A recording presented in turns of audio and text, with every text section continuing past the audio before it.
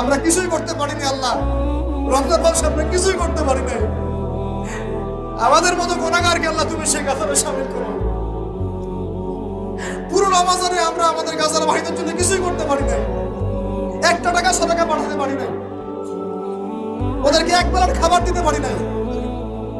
রমজানে আমরা কোরআনের হক আদায় করতে পারি নাই, খাস করে তওবা করতে পারি নাই, তাহাজ্জুদ ভালো করে করতে পারি নাই, তারাবি ঠিক মতো করতে পারি নাই। রোজা রেখেছি পথ রোজা রাখার মতো। আল্লাহ যেভাবে তোমার নবী সাহাবীরা আমল করেছিলেন এরকম আমল আমরা করতে পারি নাই। তাও তোমার ক্ষমা, তোমার দয়ায়, তোমার রহমতে আজকে আমাদেরকে ক্ষমা করো।